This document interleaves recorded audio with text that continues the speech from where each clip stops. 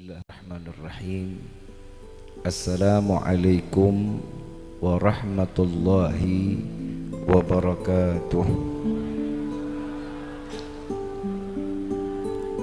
Yang sama kita muliakan dan kita hormati para alim ulama, para kiai, para kesepuhan yang selalu kita harapkan doa serta keberkahannya. Ya insyaallah mudah-mudahan Allah panjangkan umur, sehat walafiat, diberkahkan kehidupannya fid dini wa dunya wal akhirah, dan insyaallah kehadiran beliau di tempat ini penyebab turunnya rahmah, taufik dan hidayah dari Allah Subhanahu wa taala. Amin ya rabbal alamin. Salam ta'zim kami pula sampaikan kepada guru kita semua, Al-Ustaz Ahmad Tauhid, mata Allah bituli hayati syarif. Semoga Allah panjangkan umur beliau, sehat walafiat, diberkahkan kehidupannya fid dini wa dunya wal akhirah, dan insyaallah berkah daripada ilmu yang telah disampaikan kepada beliau Allah terangkan hati dengan diberikan kekekalan iman sampai ajal menjemput kita. Amin ya rabbal. Salam ta'zim kami pula sampaikan kepada keluarga besar Bapak Suwandi, ya, insyaallah mudah-mudahan Allah panjangkan umur, sehat walafiat, diberkahkan kehidupannya fid dini wa dunya wal akhirah, dan insyaallah Allah jadikan keluarga yang sakinah, mawaddah warahmah, dan diberikan keturunan yang saleh salihah. Amin ya rabbal alamin. Hadirin wal hadirat rahimakumullah. Hamdan li rabbin hasana bi Muhammadin wa anqadhana min dhulmati jahli wad dayajiri ila nuril islami wa ilmin wa hikmatin wa imanin wa yumnin wa khairil awamiri. Alhamdulillah, alhamdulillah ala ni'matil islam wal iman wa kafa biha min ni'mah. Alhamdulillahilladzi hadana bi abdihil mukhtari man da'ana ilaih bil idzni wa qad nadana labbaika ya man dallana wa hadana. Shalla alaika Allahu bari'uka alladzi bika ya musyaffa'u khassana wa habana ma'alikal adhari ma'dini sirrikal asma' fahum sufunun najati himana. Labbaik ya Rasulullah, labbaik ya Nurullah, labbaik ya Habibullah. Asyhadu an la ilaha illallah wahdahu la syarikalah wa asyhadu anna sayyidana Muhammadan abduhu wa rasuluh la nabiyya ba'dah. Allahumma fasalli wa sallim wa karrim wa azim ala sayyidina wa habibina wa syafi'ina wa qurrata a'yunina wa nuril qulubina wa maulana Muhammadin sallallahu alaihi wasallam wa ala alihi wa ashabihi wa azwaji wa dhurriyyati wa ahli baiti ila yaumiddin. Ibadallah, usikum wa nafsi bittaqwallah faqad fadzal muttaqun. Qala Allah ta'ala fil Qur'anil Karim, a'udzu billahi minasyaitonir rajim, bismillahirrahmanirrahim. Ya ayyuhalladzina amanu ittaqullaha haqqa tuqatih wa la tamutunna illa wa antum muslimun. Wa qala aidan laqad ja'akum rasulun min anfusikum azizun 'alaihi ma 'anittum harisun 'alaikum bil mu'minina raufur rahim. Wa qala ta'ala innallaha wa malaikatahu yusalluna 'alan nabi ya ayyuhalladzina amanu sallu 'alaihi wa sallimu taslima. Subhanaka la ilma lana illa ma 'allamtana innaka antal alimul hakim. Rabbi ishrah li sadri wa yassir li amri wahlul 'uqdatan min lisani yafqahu qawli. Rabbi zidna ilma warzuqna fahma walhamdulillahi rabbil alamin. Pertama-tama limpahan puji serta syukur Kita panjatkan kehadirat Allah Subhanahu wa ta'ala yang maha agung, yang maha luhur, yang maha bijaksana, yang alhamdulillah di malam yang penuh keberkahan ini dan tian al-fajr yakin tidak ada manusia yang saat ini yang paling mulia namanya, yang disebut oleh yang maha mulia, yang disampaikan oleh para malaikat yang mulia, disampaikan kepada Allah Subhanahu wa ta'ala, dan insya Allah kita tidak keluar dari majlis ini melainkan Allah hancurkan segala dosa-dosa kita. Allah ganti dengan pahala yang berlimpah. Allah kabulkan segala hajat dunia maupun akhirat. Doa yang selama ini kita minta maupun yang lupa kita minta, semua diijabah oleh Allah Subhanahu wa ta'ala. Amin ya rabbal alamin. Salawat beserta salam terlimpah curah keharibaan Nabi besar Muhammad sallallahu alaihi wasallam beserta keluarga, sahabat hingga umatnya sampai yaumil qiyamah. Amin ya rabbal alamin. Hadirin wal hadirat rahimakumullah. Di malam ini sama-sama kita berkumpul untuk pertama kali dengan keyakinan mengharap keridhaan dari Allah Subhanahu wa ta'ala, dan yang kedua mengharap mendapatkan syafaat Nabi Muhammad sallallahu alaihi wasallam dengan segala bentuk cara, dengan segala bentuk aktivitas yang insya Allah di malam ini mendapatkan pandangan rahmah dari Allah Subhanahu wa ta'ala. Pandangan kasih sayang Allah diberikan kepada hamba yang khusus. Maka dari itu yang hadir di dalam majlis ini semua dikhususkan oleh Allah, digiring oleh Allah, diberikan hidayah oleh Allah, diringankan langkah kakinya oleh Allah untuk menuju majlis yang insya Allah dimuliakan dan diberkahi oleh Allah Subhanahu wa ta'ala. Kenapa? Karena kita manusia yang dipilih oleh Allah untuk diampuni dosanya oleh Allah Subhanahu wa ta'ala. Banyak hadis yang menyatakan tidaklah seorang hamba, Nabi SAW mengatakan tidaklah seorang hamba keluar dari majlis melainkan dosanya telah dihapus oleh Allah Subhanahu wa ta'ala. Maka dari itu saya yakin dan hakul yakin malam ini dosa kita diganti dengan pahala yang berlimpah di hadapan Allah Subhanahu wa ta'ala. Berkah keridhaan dari Allah. Tadi di awal saya mengatakan di dalam satu firman Allah, ya ayyuhalladzina amanu ittaqullah, panggilan kasih sayang bagi hamba Allah yang diberikan prasangka baik dari Allah agar semua hamba mendapatkan keimanan yang mulia di sisi Allah. Kalau boleh ditanya, saya mau tanya, kita kenal nggak sama Allah? Kita tahu nggak Allah? Seberapa dekat hubungan kita dengan Allah? Tapi saya nggak perlu jawabannya, cukup dijawab di dalam hati.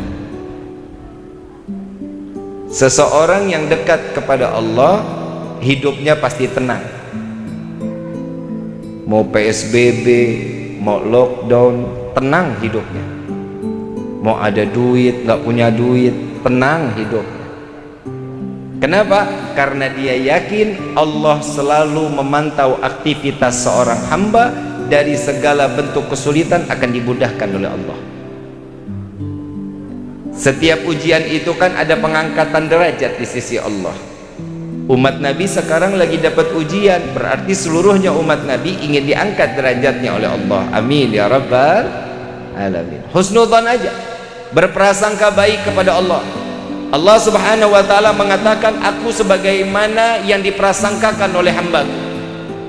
Jika mereka menganggapku jahat, maka akan kejahatan yang datang.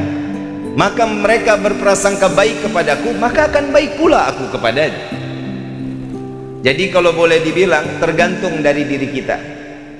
Kita sholat, kita nggak sholat, Allah kasih rezeki buat kita. Betul? Kita puasa, kita nggak puasa, Allah buka kasih sayangnya buat kita. Kenapa? Karena kita dipilih oleh Allah, yang dikatakan di dalam rawi Ad-Diba, ummatu khairul umam, sebaik-baiknya umat adalah umat Sayyidina Muhammad sallallahu alaihi wasallam. Kalau bukan kita karena umat Nabi, nggak bakal kita dicuekin sama Allah, nggak bakal dilihat kita sama Allah. Kebayang kalau sholat aja isinya cuman yang wajib, tidak ada sunnah di dalamnya, demi Allah sholat kita nggak akan diterima oleh Allah. Habib kok begitu ngomongnya? Iya memang. Sekarang kita introspeksi diri. Begitu kita kan janji sama Allah, inna salati wa nusuki wa mahayaya lillahi rabbil. Saat itu sudah keluar dari lisan kita, saat kita membaca Al-Fatihah, pikiran sama hati kita ketemu sama Allah apa enggak? Enggak usah dijawab, dalam hati aja. Malu kalau dijawab mah. Saat kita ruku, itu yang diingat perendahan diri kita di hadapan Allah, atau sesuatu yang kita lihat di hadapan di bawah, yang ada di bawah kita? Nggak usah dijawab, cukup di dalam hatinya aja. Pikiran sama hati nggak pernah satu fokus kepada Allah. Di dalam kitab Miftahul Jannah, sholat itu ada 3: syariat, hakikat, makrifat. Yang selama ini saya pribadi untuk menjalankan sholat, saya yakin saya cuma sampai di syariat dan di hakikat. Syariat apa? Saat Allahu Akbar ada panggilan Allah mengajak kita untuk sujud kepada Allah. Saat kita salat, itu kewajiban setiap umat Islam untuk melaksanakan ibadah salat 5 waktu. Hakikatnya, kalau kita lihat tetangga kita kebuka pintu, dia lagi salat Allahu Akbar, ini dalam gerakannya, itu kita ngelihat hakikatnya lagi ngapain itu orang? Salat pastinya. Tapi makrifat itu adanya di sini, di hati dan di pikiran. Bagaimana tuh Bib sampai makrifat? Nah itu saya juga masih cari-cari gimana caranya biar khusyuk. Mau khusyuk bagaimana? Nabi SAW mengatakan, jika kalian ingin sholat dalam keadaan khusyuk, ingat, seandainya itu sholat terakhir di dalam kehidupan kita, pasti akan dapat khusyuknya. Kita kan jarang dapat khusyuk. Begitu Allahu Akbar, dompet ketinggalan, kita ingat. Kompor belum dimatiin, kita tahu. Kapan hati sama pikiran itu bisa fokus kepada Allah? Jika tidak lagi ada dunia di dalam hati. Kalau dunia sudah tidak ada di dalam hati, nah insya Allah kita bisa fokus. Sekarang saya mau tanya, kita tahu nggak kematian kita kapan? Ada yang punya buku tahunan nggak? Hah? Bib, saya tahu Bib, saya mati ntar umur 60-an. Kalau pulang dari sini modar, mau dikata apa kita? Nggak ada yang bakal tahu kematian itu datang kapan, nggak bakal tahu. Mau yang bayi mati, yang di dalam kandungan, yang tua, apalagi. Kalau yang tua, makanya paling sering main ke masjid itu kan nenek-nenek sama aki-aki. Betul nggak? Kenapa? Tahu umurnya udah expired. Tahu expired? Kadaluarsa. Umur 50 udah kenceng tuh main ke masjid. Kenapa? Takut matinya dalam keadaan sia-sia. Makanya di masjid itu yang megang kunci masjid sama musolah rata-rata aki-aki. Nggak ada yang namanya anak muda. Nggak ada. Kenapa? Anak muda 3:30 dia tidur. Dari mulai malam sampai 3:30 begadang, main catur, main gaple. Betul nggak? Sia-sia nggak umurnya? Sia-sia. Kapan umur itu bisa manfaat? Ingat, hati-hati. Hembusan nafas kita akan menjadi saksi di yaumil qiyamah. Hati-hati. Jangan dikira kita ini anteng-anteng. Di dalam kitab Ihya Ulumuddin, setiap hembusan nafas akan bersaksi di hadapan Allah. Di mana dia dihirup, di mana dia dikeluarkan, maka dia akan berhadapan langsung dengan Allah. Banyaknya kita bermaksiat kepada Allah, maka nafas ini akan mengatakan, ya Allah, aku digunakan, aku dipakai untuk bermaksiat di hadapan-Mu ya Allah. Jika seseorang dipakai oksigennya setiap hari untuk beribadah kepada Allah atau berbuat baik, maka dia akan yang menyelamatkan kita pula. Ibu bapak yang dirahmati Allah Subhanahu wa taala, ibadah kita seberapa besar sih? Udah kayak Bilal bin Rabah sudah? Sudah kayak Bilal bin Rabah sudah belum? Bib, kalau itu sahabat Nabi terlalu ketinggian, ya udah kita turun lagi. Ibadah kita udah kayak Uwais Al-Qarni bukan? Udah belum? Belum. Baik, kita mundur lagi ke bawah lagi. Kita ibadahnya udah kayak Sunan Gunung Jati belum? Belum. Turun lagi. Kita ibadahnya udah kayak yang ngarang-ngarang rawi belum? Syariful Anam, Al-Ahzab, Barzanji, Ad-Diba, Adiya'ul Lami, Sumtud Durar, udah kayak begitu belum ibadahnya? Belum. Jadi kita ibadahnya kayak siapa ya? Turun lagi. Kita udah belum ibadahnya seperti kakek kita? Deket dong sama kita, kan deket ya ke kakek. Udah belum? Tapi saya bingung, tiap kali doa minta masuk surga. Betul? Mintanya kan bisa masuk surga kan? Tapi ibadah kita nggak seberapa, tapi kita minta masuk surga. Pantas apa enggak? Masuk neraka mau? Hidup jangan pelin-pelan, kenapa? Surga nggak pantas, neraka nggak mau. Terus maunya di mana? Di tengah-tengah, nggak nikmat. Di sirat itu bahaya, goyang dikit nyemplung kita ke jahanam. Tahu Abu Nawas? Tahu Abu Nawas? Bapak pernah dengar Abu Nawas ya? Kalau kita punya teman akalnya banyak, kita bilang nih otaknya otak Abu Nawas nih orangnya. Betul? Abu Nawas itu wali min auliyaillah, seorang yang mendapatkan ilham langsung dari Allah. Saking cerdasnya, setiap permasalahan pasti ada jalan keluar. Kalau kita, kalau ada masalah larinya kemana? Hah? Pegadaian. Tahu pegadaian? Mengatasi masalah tanpa masalah. Abu Nawas setiap hari, nah apal nggak doanya Abu Nawas? Ila sulil firdausi a'la wala wa naril jahimi fahabli tawbatan wa ghafir dhunubi fa innaka ghafirun dambir azimi. Abu Nawas ini pekerjaannya setiap hari ibadah sama Allah. Baina maghrib wa isya, dari maghrib sampai isya nggak lepas baca kulhu 15.000 kali. Setiap salat 1 rakaat hatam Al-Quran. Doanya Abu Nawas, ya Allah, hamba sadar hamba tidak pantas masuk ke dalam surga, tapi sungguh ya Rabb, hamba tidak mau masuk ke dalam nerakanya Allah. Maka itu ya Allah, terima taubat hamba, ampuni dosa hamba. Jika engkau tidak mengampuni, sungguh kami menjadi hamba yang rugi. Doanya Abu Nawas sadar diri, sampai di judulnya dikatakan ini doa, judulnya doa merayu Allah. Kita mau gimana ngerayu Allah, kenal aja enggak?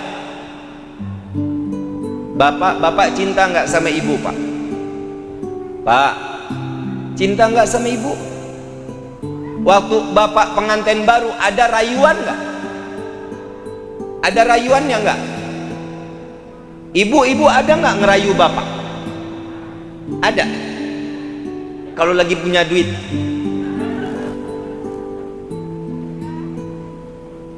Merayu seseorang itu karena dia kenal, karena dia cinta, timbullah gombal.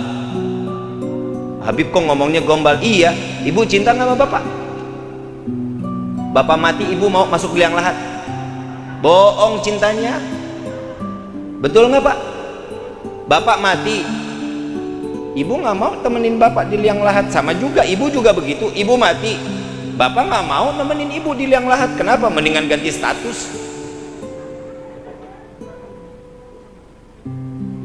Cinta manusia sama manusia dikit bedanya, cinta sama benci dikit bedanya. Nabi mengatakan, jangan terlalu cinta dengan seseorang hamba, maka engkau suatu saat akan pasti membencinya.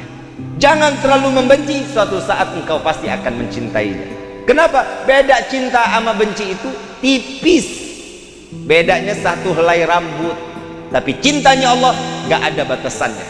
Saya mau tanya sekarang, tolong dijawab. Ini hari kita sholat 5 waktu udah sempurna apa belum? Belum. Setiap hari dikasih rezeki nggak? Nggak mungkin kita nggak sholat, oksigen ditutup sama Allah sampai subuh yang akan datang. Ada yang ditutup oksigennya? Dikasih nggak sama Allah? Rezeki itu oksigen, rezeki dari Allah.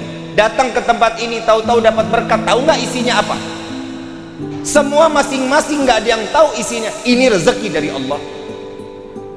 Kita mau bejat, kita mau soleh, rezeki dikasih sama Allah. Allah murkanya ada, tapi ingat, murkanya Allah tidak seberapa besar rahmah atau kasih sayangnya Allah subhanahu wa ta'ala. Maka itu diutuslah Nabi Muhammad sallallahu alaihi wasallam. Untuk apa? Sebagai pemberi kasih sayang untuk seluruh alam, bukan hanya umat Nabi Muhammad sallallahu alaihi wasallam. Makanya peristiwa maulid ini, wah kita gencar sekali. Untuk apa? Menimbulkan mahabbatun Nabi, mahabbatur Rasul, untuk cinta kepada Rasul sallallahu alaihi wasallam, agar kita dicintai oleh Allah subhanahu wa ta'ala. Kita minta cinta kepada Nabi agar kita diperhatikan oleh Allah. Tidak mungkin kita punya tetangga perhatian, kita perhatian sama tetangga tuh, tetangga cuek sama kita. Kira-kira cakar-cakaran nggak kita tuh sama tetangga? Pasti cakar-cakaran. Orang di mana-mana kan, kalau katanya orang mana nih, desa apa? Sarwadadi. Hidup itu harus ada take and give. Tahu take and give? Paham gak lu? Ada memberi, ada menerima. Kenapa? Kalau orang nerima mulu namanya celamitan. Orang memberi mulu sombong. Hidup itu ada memberi, ada menerima. Kalau orang memberi, nerimanya kagak ada, mau dikasih siapa? Nah sekarang kita ini kan hidup di dunia. Kata Nabi SAW di dalam hadis Arba'in di akhir, beliau mengatakan, ya hai Umar, kita ini sebagai musafir di dunia. Suatu saat kita akan kembali kepada tempat asal kita. Kita ini musafir di dunia. Mau kayanya seapapun, mati gak akan dibawa kekayaan. Mau semiskin apapun, karpet butut juga nggak bakal dibawa. Betul apa enggak? Yang dibawa apa? Amal. Nabi SAW mengatakan 3 jenazah yang akan dibawa saat dia berpergian sampai ke liang lahat. Yang pertama, hartanya ikut. Yang kedua apa? Keluarganya ikut. Yang ketiga, amal. Yang 2 kembali, kata Nabi, 1 yang tinggal. Ibu bapak kebayang nggak kalau kita di liang lahat, hidup sendirian, mau bajunya kita biasa pakai sutra, gelang sampai tangan susah diangkat. Bapak saking kayanya pakai sepatu dari emas, cincin gede-gede banget. Ibu kondangan pakai kalung 5 kilo, jalan sampai bongkok. Semuanya dibawa nggak ke liang lahat? Ada yang bawa? Kali bib, ntar di dalam ada yang ngundang? Enggak. Kebayang yang dipakai cuman kain tipis yang dinamakan kain kafan. Minyak wangi nggak ada lagi. Chanel, LV, Hermes nggak ada. Minyak wanginya sama. Apa? kamper sama kenanga. Betul nggak? Betul nggak? Ibu senang, bapak suka, di tamannya luas banget, bunga yang dibawa seberapa banyak nggak masuk juga ke liang lahat. Betul? Jadi hidup mau disombongin apanya? Apanya yang mau disombongin? Iblis, kenal iblis? Kenal iblis? Saudara-saudara, apa sahabat karib? Iblis itu alim, pinter. Passwordnya ayat kursi. Tahu password? Kata kunci. Dia punya kunci untuk masuk ke dalam surga. Passwordnya itu ayat kursi. Allahu la ilaha illa wal hayyul qayyum la takhudhuhu sinatun wa la naum.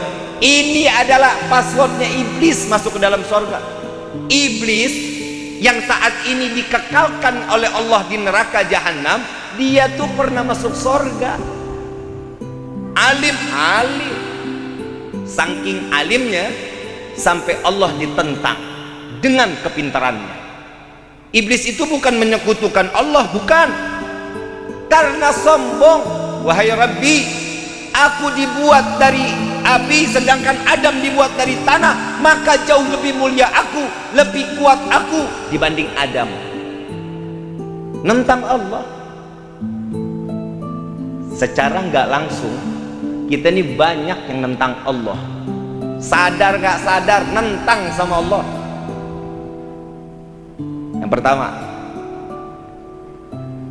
nggak punya beras, pusing. Betul nggak? Sedangkan rezeki di tangan Allah. Yang atur siapa? Bukan Pak Kubu, bukan kepala desa, bukan. Yang atur Allah. Rezeki sudah diatur. Ibu bapak tahu cacing, Kak? Cacing di dalam tanah, rezekinya diatur sama Allah.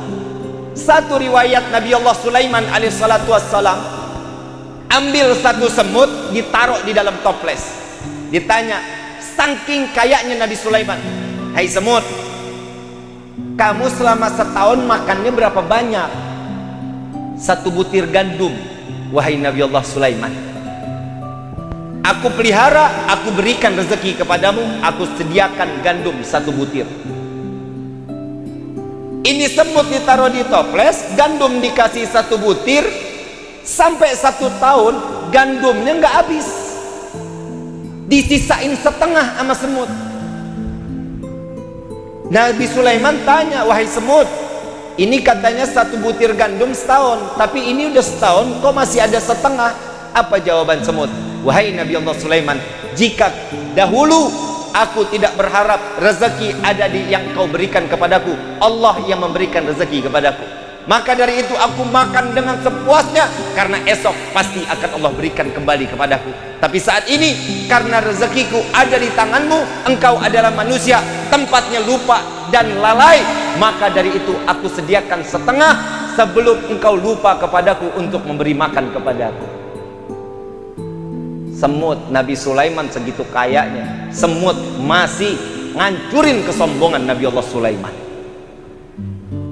Udah sampai cukup situ belum?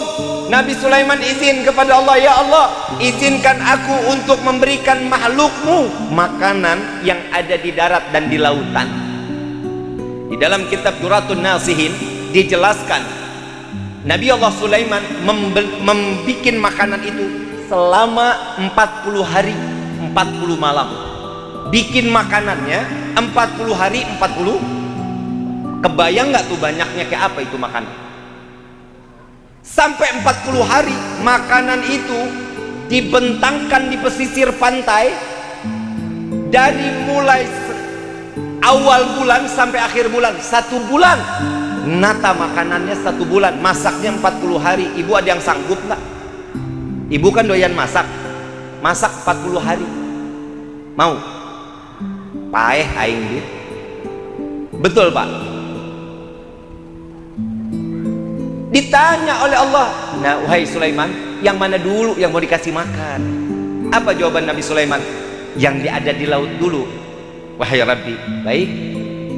Diperintahkan 1 ekor ikan paus besar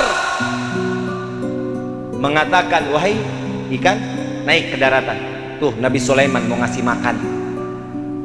Baik ya Rob. Ikan ini keluar. Wahai Nabi Allah Sulaiman, inikah makanan yang kau siapkan? Iya, silahkan makan, kata Nabi Sulaiman. Dimakan 1 kali lahap.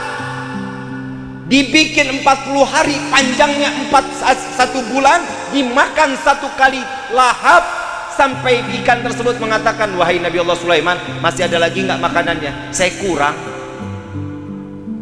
Nabi Sulaiman taubatan nasuha, memohon kepada Allah, ya Allah, bahwa engkau adalah yang maha luas dalam memberikan rezeki kepada setiap makhluknya.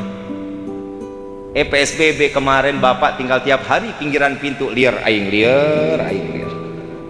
Betul Pak, betul Pak. Bapak masih ada usaha, kebun masih ada, talas ada, ubi ada, singkong ada. Saya apaan Pak? PSBB datang, ya Allah, jadwal hilang, habis jadwal, tutup semuanya, 75 jadwal. Tapi subhanallah, PSBB datang 4 bulan, naik berat badan saya 17 kilo. Berarti Allah tutup nggak keran rezeki saya? Saya yakin lah, orang kitanya masih nunggang-nungging di hadapan Allah. Betul nggak? Masa orang sholat Allah nggak kasih rezeki? Betul apa enggak? Yang di luar, yang tidak beriman kepada Allah aja Allah tanggung kok rezekinya, apalagi kita yang dititipkan iman. Jika ada seseorang yang meremehkan Allah, maka hidupnya nggak bakal nikmat. Tadi Ustadz ngomong ya, yang kaya, yang miskin, kita mah syukur hidup begini, ibu bapak, syukur kayak begini hidup mah. Kenapa? Nggak repot. Lihat orang kaya, CCTV rumahnya di mana-mana. Betul nggak? Ada pos satpam nggak? Tempat tidurnya enak, Bib. Iya, oke. Waktu saya mau nikah, saya mau coba beli isi kamar. Saya mau beli isi kamar, saya tanya, Mbak, saya mau beli 1 set ini berapa? 280 juta, Pak. Hah? Liar aing liar. Bisa jadi nggak bisa kawin, kita cuma beli kamarnya doang. Ya udah deh, saya nggak jadi semuanya deh, saya beli kasurnya aja deh, sama tempatnya berapa?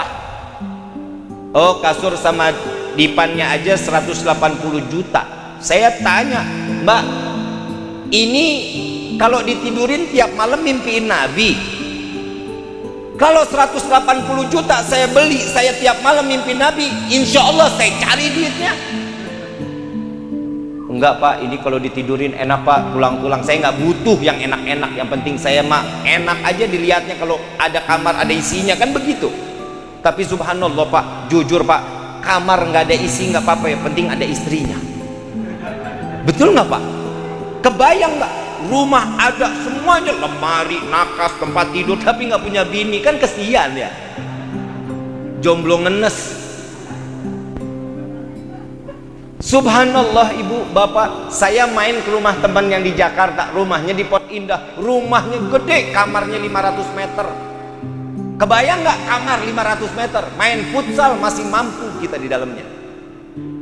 Saya tanya, ini salah satu anak anggota Dewan DPR RI, saya tanya, ini kasur gue tahu nih harganya berapa Bu? 180 juta. Iya Bu, ini dia Bu. Waktu itu gue pernah mau beli nih, karena mahal gue nggak jadi, boga duit, saya pegang, wih empuk Pak. Saya dudukin, ya Allah enak banget. Saya tanya, ini manfaatnya apa ini kasur? Habib, begitu Habib tidur, itu tulang kita tuh Bib, bangun nggak pegel-pegel Bib, leher enak, pinggang enak, bangun nggak pernah ngerasa lelah. Oh gitu, iya. Saya nggak kebayang orang desa apa? Sarwadadi dikasih kasur begituan, seminggu nggak bangun. Betul nggak? Kita hidup nikmat nggak sekarang kayak gini? Syukur sama Allah, kaya kagak, semuanya serba cukup. Rumah nggak dikunci, nggak pikiran kita. Rampok mau masuk, ya apanya mau diambil. TV ada satu dikebuk dulu baru nyala. Betul nggak? Bapak ngegoler sedikit di depan, di atas karpet, ya Allah, nikmat banget. Mau dalam keadaan tikar butut, ibu celentang dikit lewat sudah, mertua juga nggak tahu. Hidup mah syukur, ibu bapak syukur. Hidup ini dikasih sama Allah serba cukup kita pak. Cukup, minta doanya, ya Allah cukupi kehidupan hamba. Itu mintanya sama Allah. Dan izinkan hamba membuat senang orang lain. Sudah cukup bikin senang orang lain, insya Allah berkah hidup kita. Ini kan kita dikasih kaya buat sendiri aja. Wih enak aja, gue yang kerja, ngapain saya kasih orang? Kalau mau ya kerja sono, kan begitu ya. Tapi alhamdulillah kita dikasih cukup, mintanya cukup aja pak. Cukup punya rumah 9, cukup punya mobil 15, cukup punya istri 4. Cukup pak. Cukup nggak pak? Cukup, lebih dari cukup Habib. Bener bu? Bener nggak bu? Istri 4 cukup loh. Lah sekarang saya mau tanya, emang suami nggak boleh nikah 2? Nggak? Kenapa? Sakit Bib, sakit. Betul ya? Lah sedangkan Allah ngasih nggak? Izinin nggak? Allah ngizinin nggak? 2, 3, 4 Allah izinin nggak? Terus alasan ibu nggak ngizinin apa?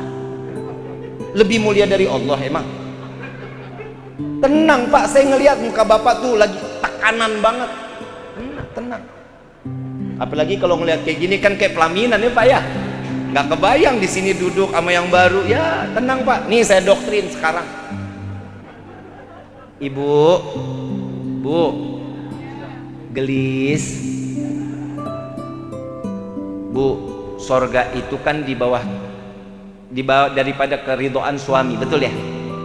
Betul nggak? Betul nggak? Mau cari ridho nggak? Mau cari ridho nggak? Suruh kawin lagi. Nah betul-betul, bu, ridho banget suami pasti. Betul kan pak?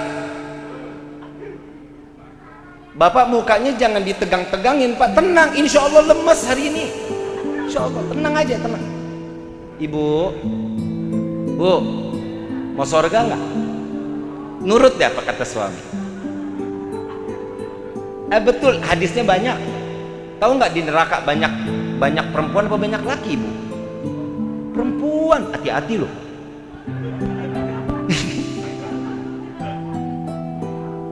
Neraka perempuan banyak, digebuk sama malaikat. Siti Fatimah tanya sama Rasulullah, ya Rasulullah kok neraka banyaknya perempuan? Iya, banyak perempuan yang durhaka kepada suaminya. Ya rasah loh. Tenang pak, bapak mah bager, bapak mah tenang pak, tenang. Ibu ketemu saya pengajian tiap Rebo pada asar, ya selesai pak, 2 jam ya. Ayang kawin lagi. Bu, Habib istrinya ada berapa? 1. Ya kalau gue mah cukup 1 juga pak, bener pak. Saya jarak sama istri bedanya 13 tahun di bawah saya. Habib pedofil, bodoh amat. Saya udah tua, istri saya masih sekel pak. Dikasih duit nggak pernah minta pak. Dikasih berapa aja ambil. Istri bapak begitu nggak? Dikasih dikit cemberut. Dengar bu, saya kalau pulang nih bu, assalamualaikum, waalaikumsalam. Begitu dibuka, istri saya lagi tiduran tuh bu di meja ruang tamu. Gak bakal masuk kamar sebelum saya pulang. Bukan dia takut, bukan. Tapi benar begitu ngehormatinnya seorang suami. Assalamualaikum, waalaikumsalam, dibukain. Udah pulang ya. Tuh, saya dipanggilnya sayang bu. Seneng pak dipanggil sayang sama istri lo pak. Lah gimana nggak sayang orang modelnya begini? Betul nggak? Hidung mancung, mata coklat. Ini wajah-wajah limited edition pak. Nggak diciptain lagi, diciptainnya 1000 tahun sekali. Begitu sampai, imamah saya diambil, sorban saya, jubah saya diambil, gamis diambil, ditaruh di lemari. Begitu pulang, begitu saya mau masuk, saya biasa masuk kamar mandi dulu. Saya nggak pernah langsung masuk kamar. Saya ke kamar mandi dulu, ambil wudhu, cuci muka, selesai udah. Itu istri saya keluar tuh bawa air panas tuh di baskom. Bukan buat diguyur, bukan. Lu ngarepin banget, ngarepin Habib diguyur nih katanya. Ditaruh tuh di bawah tuh. Kaki saya diangkat, ditaruh di dalam baskom. Air panas itu pakai garam dikit pak. Wah enak pak, masya Allah. Istri itu dicelupin, tangannya dipijitin kita. Ya Allah, ya nggak pernah lu kan? Ngaji doang kemana-mana. Istri nggak pernah pijitin suami. Ya kawin lagi. Pernah nggak begitu bu?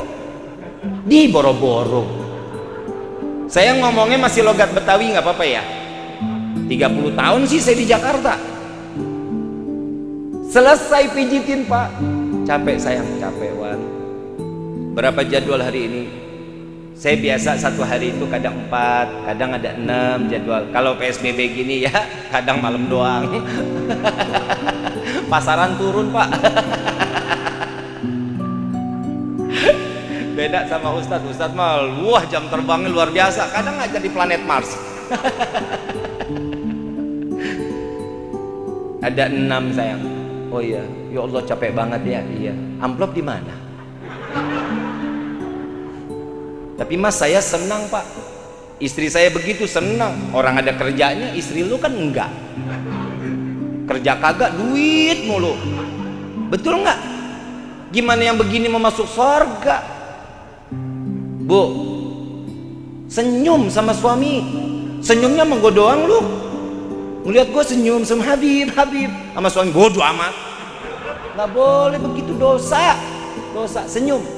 Nih mulai besok nih, ntar mau tidur nih. Ayang, I love you. Bunga lo, bapak nggak jadi kawin lo. Bener nggak jadi kawin lagi. Bangun tidur begitu lagi. Morning ayang, ini ada kopi nih. Bisa nggak begitu? Bisa nggak? Susah Bib kayaknya Bib. Ya udah kalau ngomong nggak love, ayang, aku ini sayang banget sama kamu. Bisa nggak begitu? Berat Bib lidahnya. Jadi selama ini bapak dapat apaan omongan dari istri? Pak, duit buat belanja, gitu ya? Ih, saya mah gua sumpel kuping gua mah. Istri kalau minta duit doang sama suami gedek lu bu. Ih, hatinya tercabik-cabik. Bu, ibu waktu dinikahin pakai mahar nggak? Mahar apa ngutang? Mahar kan? Tahu nggak arti mahar itu apa? Ibu tuh dibeli sama suami. Ibu tuh dibeli sama suami untuk apa? Jadi budak suaminya. Demi Allah, nggak percaya? Ayo sini, ayo kiai di sini sebutin mahar itu ngebeli perempuan bukan? Dibeli bukan? Untuk puasin suami bukan? Puasin suami, makanya daripada dia melacur mendingan nikah. Untuk apa? Istri itu tugasnya jadi budak suami. Ini bahasa kasarnya. Bahasa baiknya apa? Belahan jiwa. Tuh bahasa baiknya. Makanya ibu begitu dibeli, saya terima nikah dan kawinnya Fulana binti Fulan dengan mas kawin tersebut dibayar tunai. Saya mah apal pak, tapi nggak pernah nikah lagi saya tuh. Jadi sayang apalagi saya. Saat itu terjadi, ibu udah hak suami. Makanya ibu mau ditunggingin, mau digulingin, mau digelutin, mau dikecapin, terserah. Suka-suka suami. Tugasnya istri apa? Udah cicing wae. Mau begini hayo, mau begitu hayo. Iya aja, yang penting di dalam koridor syariat. Jangan istrinya tuh dompetnya tebel tuh. Copet. Jangan, kalau itu perlu ditolak. Kenapa? Tidak di dalam syariat. Begitu juga suami, tegas di dalam rumah tangga, jangan ditindas. Jadi suami lemah amat. Sekarang akhir zaman banyak suami soleha. benar-benar istri yang soleh. Dibalik, istri kalau ngomong sama suami, Pak, tahu nggak begini, pakai tolak pinggang lagi. Ih, toyor Pak. Istri saya mah galak. Kalau punya istri galak-galak, ya pesenin aja kandang, masukin kandang tiap hari, pagi, siang, sore, malam, kasih makan cicing dalam kandang. Bu, lembut bahasanya dong sama suami, melotot-melotot jangan. Ada yang begitu Pak? Ada nggak? Colok matanya. Ibu diciptain dari tulang rusuk kan ya? Tulang rusuk bagian kiri bawah, bagian kiri berarti dekat sama pantat. Demi Allah bener-bener ngaji, makanya ngaji. Betul nggak Kiai? Betul.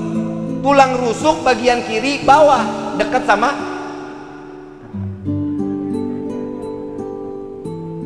Ingat, istri itu fitnah.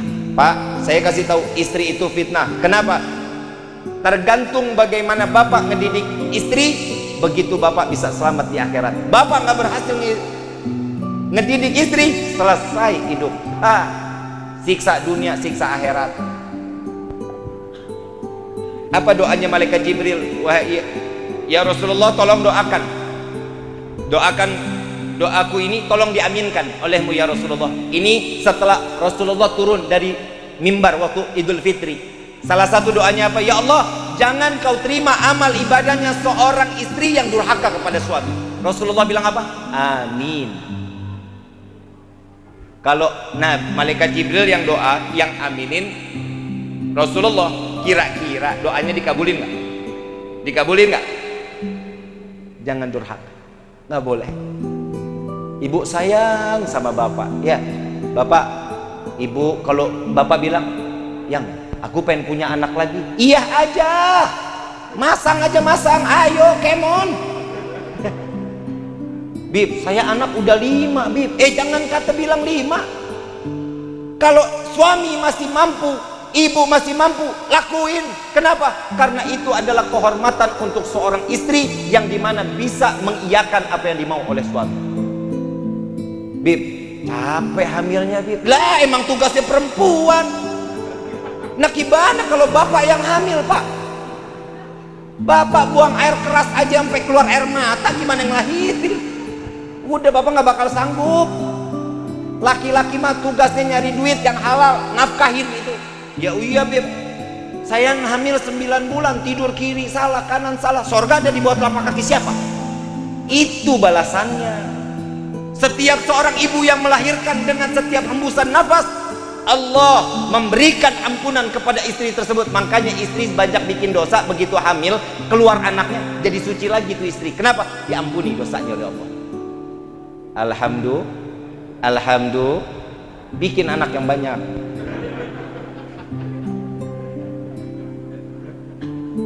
Saya kalau ngomong bisa 2 jam 3 jam Bu. Ini saya bisa ngomong terus, bisa selesai jam 2 ini. Mau? Terus? Nggak apa-apa? Sanggup? Gue mah enggak. Capek lu. Kalau emang mau nonton, nontonin aja di channel YouTube Habib Rifqi. Like, subscribe, and share.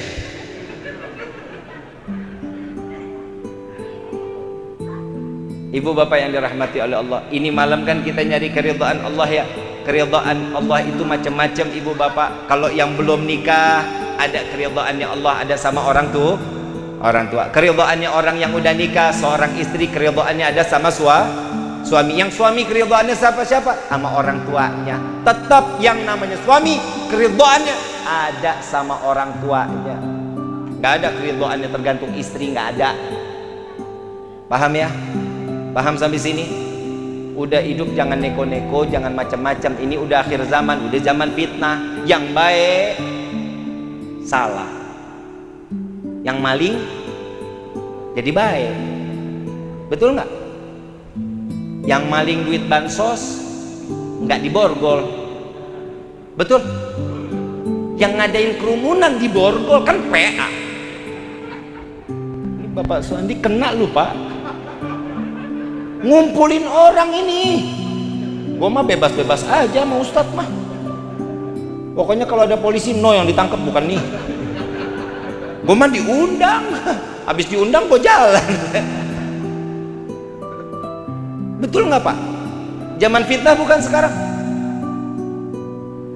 Ada 6 anak muda ngejagain ulama, ditembak mati, kan PA.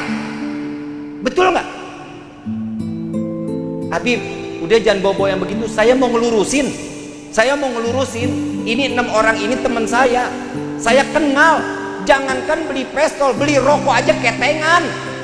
Gimana mau beli pistol? Astagfirullahaladzim. Ini jauh-jauh dari fitnah. Kita jagain anak-anak kita ya Pak ya. Mudah-mudahan anak-anak kita nggak terkena kezaliman. Anak-anak kita diselamatkan oleh Allah, menjadi anak yang soleh-solehah. Amin ya Rabbal. Ini 6 orang ngejaga ulama. Ini orang mau ngeganggu barisannya, nggak terima. Lu malah ditanya, mana izin pengawalannya? Emang kalau orang nikahan, konvoi orang nikahan, emang ada izinnya? Ada nggak? Besan sampai bebis-bis. Ada orang nyelip ke dalam barisan, diusir nggak? Diusir nggak? Diusir. Mau ngapain masuk ke situ? Nah sekarang ini ulama takut diganggu keselamatannya, dijagain. Karena bawa mobilnya ugal-ugalan yang mau masuk, dipepetin, dijagain, nggak diapa-apain. Habib Hanif malah diancungin jari tengah. Ini kira-kira provokasi bukan? Ngajakin berantem bukan tuh? Tapi alhamdulillah guru-guru kita orang-orang baik, sabar orangnya, nggak berkelakuan apa-apa. Dan teman-teman yang lain, 2 orang ini, ya Allah, yang namanya 6 orang ini baik, bukan main, baik. Saking ngejaga gurunya itu sebenarnya Pak, kalau boleh lihat di rekamannya, itu jaraknya udah jauh tuh, sama yang ngejar udah jauh. Tapi apa katanya? Tungguin dulu, kesian. Mau diajak muter-muter, jalan-jalan dulu. Dia nggak tahu umurnya di sebentar lagi. Subhanallah, mudah-mudahan 6 orang syuhada ini dimatikan dalam keadaan husnul khatimah dan amal ibadahnya diterima oleh Allah Subhanahu wa taala. Amin ya rabbal. Dan kita juga minta kepada Allah, mudah-mudahan Habib Rizik cepat diselesaikan, dibebaskan dengan secepatnya. Amin ya rabbal alamin. Habib Rizik ini orang baik Pak, cuma nyari keadilan. Keadilan buat siapa? Untuk rakyat, untuk kita. Untuk kita Pak, bukan buat pribadi, bukan. Saking pribadinya kita nih dipikirin, dia rela di penjara Pak. Sekarang pondok pesantrennya dimasalahin lagi, padahal bayar duitnya dari uang petani. Petani-petani yang ngegarap dibayar tanahnya satu-satu. Udah dibikin lahan pertaniannya, suruh petani itu yang garap, hasilnya diambil sama petani, nggak diambil buat beliau. Wallahil azim, biar Allah nggak kasih saya selamat dunia akhirat. Saya tahu betul. Sampai anak-anak itu diajarin untuk bertani seperti apa, agar apa? Ini hasilnya bisa disumbangin se-Kabupaten Bogor. Salah nggak niat baiknya? Salah nggak niat baiknya? Kok sampai segininya gitu loh. Ya Allah ya Karim, mudah-mudahan kita dijauhkan dari perbuatan zalim, dan kita mudah-mudahan dijauhkan dari orang-orang yang ingin berbuat zalim. Amin ya rabbal hadirinul hadirat rahimakumullah. Saya ingin mengingatkan terakhir kali, berupayalah untuk mencari keridhaan Allah. Dan yang kedua, mengharap syafaat Nabi Muhammad. Bagaimana caranya? Seperti ini: mencintai Nabi, mencintai pewaris Nabi, mencintai para alim ulama, mencintai para kiai, mencintai para habaib. Untuk apa? Untuk mendapatkan cintanya Nabi SAW. Dan setelah itu akan pastinya mendapat kecintaan Allah. Insya. Dan begitu juga hubungan suami istri, cari ridhonya seorang istri kepada suami, urusan suami cari ridhonya kepada orang tua. Mudah-mudahan perkumpulan ini perkumpulan yang mendapatkan pandangan kasih sayang dari Allah. Dan mudah-mudahan kita keluar dari tempat ini, Allah berikan kita taufik dan hidayah, diberikan keberkahan dunia wal akhirah. Amin ya rabbal alamin. Saya mau ngajakin salawat, mau nggak? Salawat mau? Ada salawat namanya salawat tibil qulub. Ini salawat tibil qulub bagi yang sakit, mudah-mudahan penyakitnya diangkat oleh Allah. Yang hatinya dalam keadaan gundah, insya Allah diberikan ketenangan oleh Allah. Amin ya rabbal alamin. Allahumma salli ala sayyidina Muhammadin tibbil qulubi wa dawaiha wa afiyati abada wa nuril absari wa diyaiha wa ala wa sahbihi wa sallim. Baca semuanya sama-sama. Allahumma salli